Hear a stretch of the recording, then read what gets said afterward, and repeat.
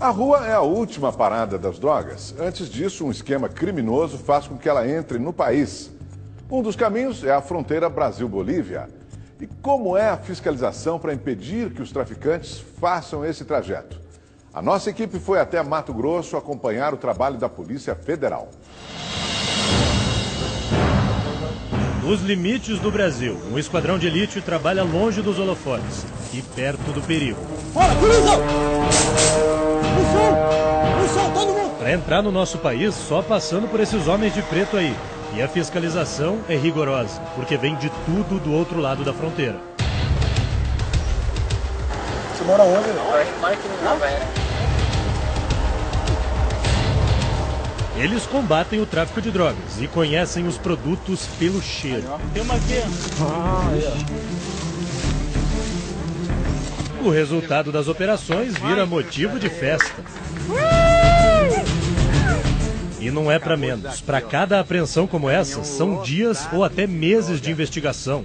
E muito, mas muito sacrifício. Muitas vezes tudo começa assim, na escuridão. É madrugada na fronteira Brasil-Bolívia. Para esses agentes, nada de descanso, porque é nesse horário que os traficantes entram em ação. Fizeram uma anotação aí de levantamento de inteligência, câmbio. A informação é que um carro carregado com drogas trazidas da Bolívia vai passar aqui, numa estrada de terra que cai na rodovia. Os policiais federais, escondidos no mato, na beira da estrada, esperam o momento certo para dar o bote. E a gente estava lá, na linha de frente. O momento é muito tenso, principalmente para a gente, porque sempre há o risco de que os traficantes revidem a essa abordagem com violência. A tensão aumenta a cada hora de espera. E são quase 4, até que uma luz ao longe chama a atenção dos agentes. Atenção, equipe Bravo, a bordo Uno, câmbio. A suspeita se confirma, é o carro dos traficantes. Chegou a hora. Atenção, equipe, a bordo Uno. A bordo Uno tem barco aí. Como essa noite tensa acabou para nossa equipe, você vai ver ainda hoje nesta reportagem. Para saber como essas operações são feitas, a gente viajou quase 2.000 quilômetros rumo à fronteira do Brasil com a Bolívia, rota preferida dos traficantes que querem entrar no nosso país. A primeira parada é em Cuiabá, capital de Mato Grosso. Depois, de carro, rodamos rumo ao norte do estado. A gente escolheu o caminho mais comum, pela BR-070, que é a principal rodovia da região. De ponta a ponta, Mato Grosso tem quase 800 quilômetros de fronteira com a Bolívia. E tudo assim, com entrada fácil pelas rodovias. Sinal de progresso, legal. Só que quando o vizinho é o terceiro maior produtor de cocaína do mundo, facilitar o acesso não é bom negócio. Olhando, parece até que a estrada não tem fim, né? Imagina então o desafio que é fiscalizar tudo isso. Boa parte da droga que circula no estado é trazida assim mesmo, em carros de passeio, pelas estradas conhecidas e fiscalizadas. E não demorou muito para a gente entender o porquê dessa ousadia. Logo no começo da viagem, flagramos soldados do Exército numa barreira que deveria servir para intimidar a circulação dos traficantes. Só que apesar da nossa equipe estar viajando em um veículo sem identificação de reportagem e com placa de Belo Horizonte, a gente passou direto, sem nenhum problema. Mais alguns quilômetros e uma segunda barreira, agora com o apoio de uma viatura da Polícia Rodoviária Federal. E mais uma vez, nosso carro passa despercebido pela fiscalização. Nos próximos 200 quilômetros até a cidade de Cáceres, a gente não viu mais nenhuma barreira montada na estrada.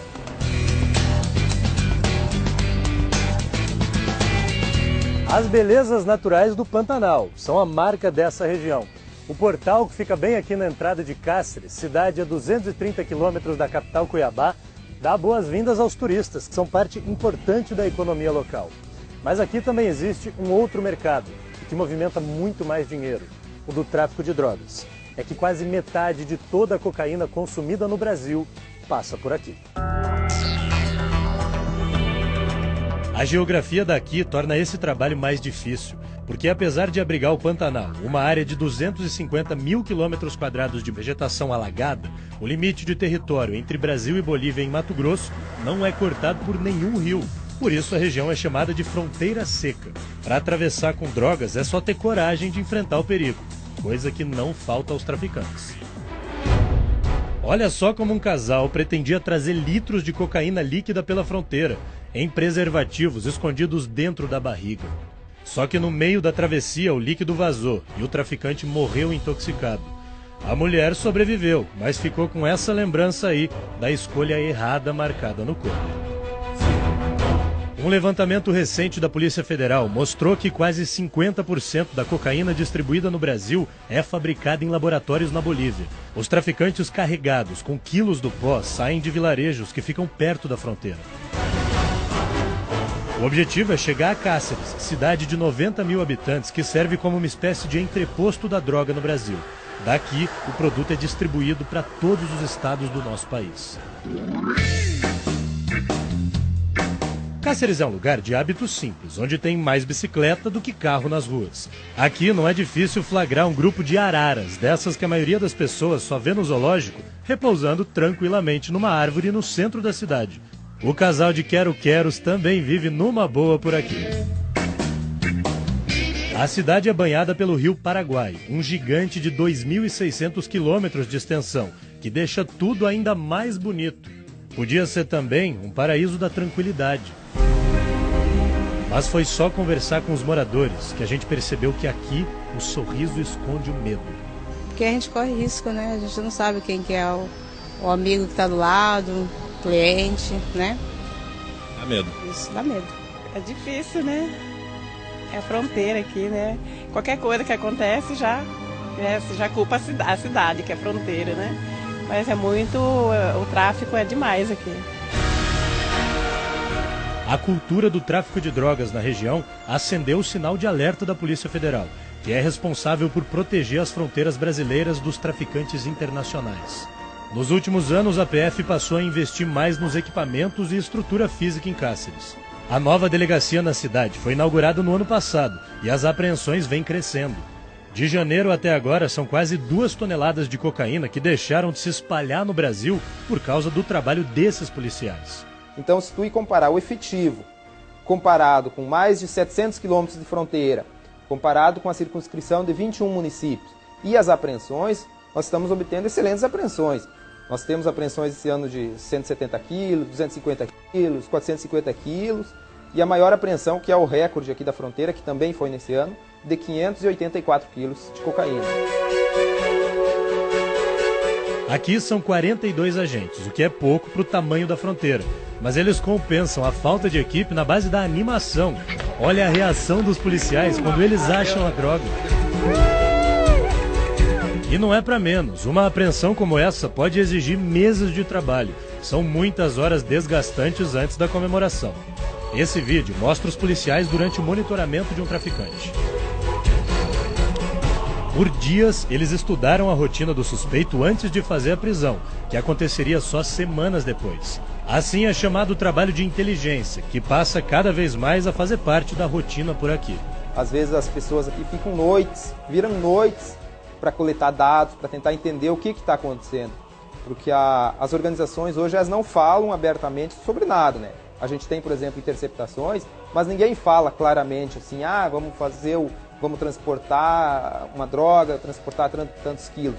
Tudo é cruzamento de dados, em cima do que a pessoa fala a gente vai interpretando, e isso às vezes vira noites e noites até conseguir essa apreensão, né?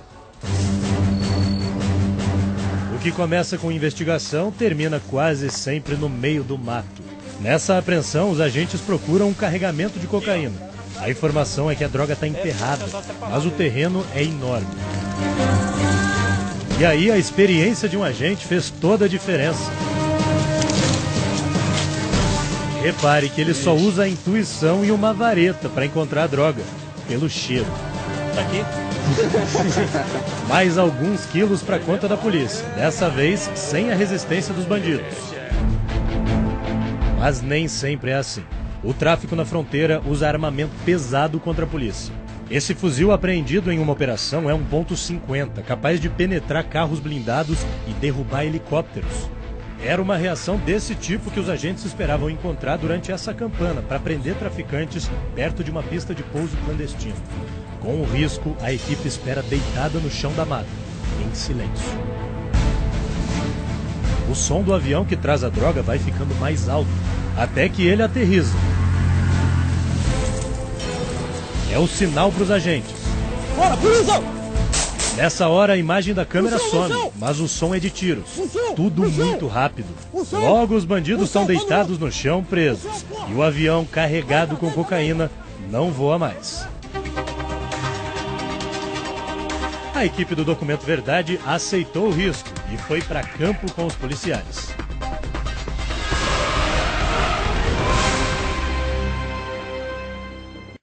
E você vai conhecer agora o agente responsável por diversas operações antidrogas na fronteira.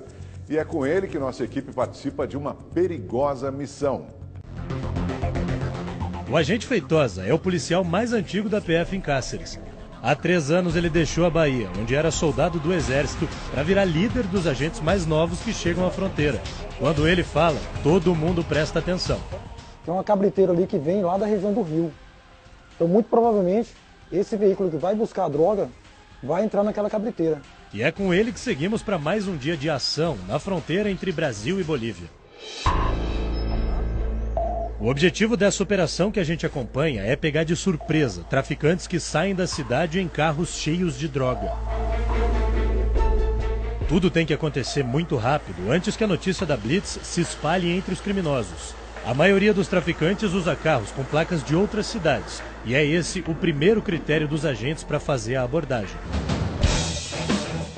Continuamos a viagem, e quando o cenário é o bonito Rio Paraguai, o agente Feitosa avisa.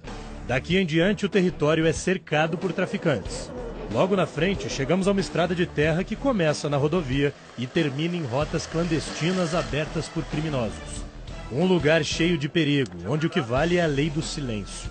Aqui, falar com a imprensa ou com a polícia é proibido. Vocês têm medo de... Assim, ficam preocupados com essa passagem constante de traficantes por aqui, de saber que eles estão sempre por aí. Isso preocupa você, não? Ah, moço, porque os traficantes, eles não mexem com a vida da gente, vocês sabem disso. Eles só passam, né? Eles simplesmente passam. Para quem não conhece a região, uma estrada como essa pode ser facilmente confundida com acesso a uma fazenda. Mas aqui, bem pertinho da fronteira com a Bolívia, esses caminhos são, na verdade, a prova mais real da presença de traficantes. Eles que abrem as chamadas cabriteiras, que são essas rotas clandestinas usadas para trazer a droga para o nosso território, longe dos olhos da polícia. Não existe um levantamento oficial de quantos quilômetros de cabriteiras cortam o estado. Você pode rodar e dificilmente vai conhecer todas. Enquanto a gente está aqui, é possível que em algum lugar de Mato Grosso, criminosos estejam criando uma nova rota do tráfico.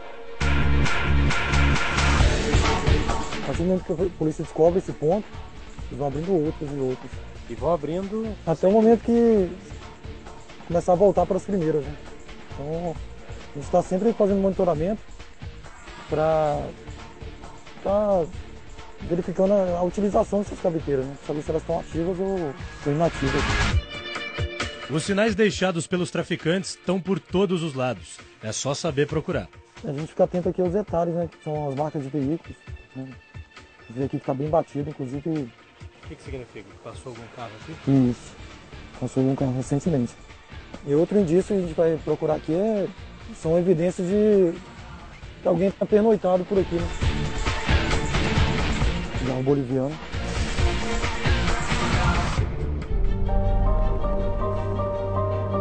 Agora a missão é noturna, o que faz o trabalho ser bem mais perigoso. A equipe foi chamada às pressas, depois de uma informação de última hora. Um elemento já trouxe a droga da Bolívia e ele está com essa droga ali próximo ao Rio Jauru. Os agentes estão equipados com o que a polícia tem de mais poderoso, por isso todo cuidado é pouco. Como a gente vai estar desdobrado no terreno e vai estar bastante escuro, a gente tem que tomar muito cuidado com os setores de tiro que a gente chama. Então tem que ter noção exata de onde, no meu caso aqui na equipe Alfa, tem que ter noção exata de onde está a equipe Bravo. E a equipe Bravo tem que estar ciente das outras posições também. Tranquilo? Para a gente não incorrer aí em situação de fogo amigo. E se o perigo é para todo mundo, a gente também tem que se prevenir. Agora são 8 horas da noite e a gente está saindo aqui da sede da Polícia Federal em Cáceres e estamos indo mais para dentro do estado. Para onde a gente está indo, Feitosa? E por que a gente está indo para aquela região? Para a cidade de Porto Esperidião, Haja vista acabado de receber uma informação de inteligência que tem uma quantidade de drogas escondida numa mata próxima a essa cidade. E nós vamos para lá para tentar identificar a pessoa que vai resgatar esse material lá nessa cidade. Os carros são comuns para não levantar suspeitas. Nesse horário a estrada está vazia e qualquer movimentação estranha pode colocar em risco o trabalho. Depois de rodar aproximadamente 80 quilômetros, a gente parou aqui nesse posto de gasolina abandonado, que é o último ponto de encontro das equipes. A partir de agora, cada uma delas vai para um ponto diferente aqui da região, seguindo as ordens do Feitosa, que está coordenando essa operação. Eu estou gravando usando uma luz bem fraquinha, que é a luz do telefone celular, justamente porque a partir de agora a ordem é apagar todas as luzes dos carros, a da câmera também, falar bem baixo e evitar a todo custo chamar a atenção. Por quê? Porque esses traficantes que carregam a droga aqui nessa região, eles conhecem muito bem a área e ficam atentos a qualquer tipo de barulho, a qualquer tipo de luz que possa chamar a atenção. Então, se a gente cometer algum deslize nesse sentido, colocamos em risco toda a operação. É por isso que a partir de agora a nossa comunicação vai ser bem baixinha e todas as luzes vão ser apagadas. Vamos lá. Nossa tocaia começa perto de uma cabriteira que desemboca na BR-070, rodovia que vai de Mato Grosso até o Pará, no extremo norte do Brasil. A gente vai permanecer aguardando aqui a movimentação dos veículos que entrarem por essa estrada de terra. É uma estrada que não leva a lugar nenhum, a não ser por esse horário aqui, para o evento que a gente está acompanhando. Ou seja, se entrar alguém aí... Muito provavelmente vai estar envolvido com algum equipamento com a situação do tráfico. A campana é no mato, embaixo do sereno, em silêncio. A única luz é a da lua. Nas primeiras 2 horas a gente já começa a ficar incomodado. Mas para os agentes, isso não é nada. Feitosa, uma espera como essa pode durar quanto tempo? A gente já teve espera aqui de 3 dias. Difícil não questionar o que motiva tanta dedicação. E foi aí, naquela situação totalmente nova para mim, que eu descobri. Para o Feitosa, tudo isso tem um sentido maior. Há 1 ano, ele perdeu um irmão viciado que acabou morto pelo tráfico de drogas. A partir da morte do meu irmão, eu passei a trabalhar com mais afinco, né? Sobretudo porque a morte dele tem relação com o tráfico de drogas, né? E cada quilo que a gente tira das ruas é como se eu tivesse feito algo por ele. Uma luz ao longe interrompe nossa conversa. Pode ser o carro que os policiais esperam. O momento é muito tenso, principalmente pra gente, porque sempre há o risco de que os traficantes revidem a essa abordagem com violência. A suspeita se confirma. É hora da prisão. Atenção, equipe. Aborda o Uno, aborda o Uno. Aborda o Uno com o barco aí. A expectativa é grande. Positivo, estamos indo atrás dele. Mas agora tudo que nos resta é ficar em silêncio e esperar a boa notícia. Mas o que vem é uma surpresa. Abordamos o veículo, o Gefron chegou e apoiou a gente logo depois, mas nada foi encontrado. Sabe? O alarme falso decreta o fim do trabalho. Se retornar à base, avaliar tudo que foi... juntar todas as peças do quebra-cabeça para saber o que fez não acontecer. Pra gente uma decepção. Pra eles que nada. Foi só mais um dia de trabalho.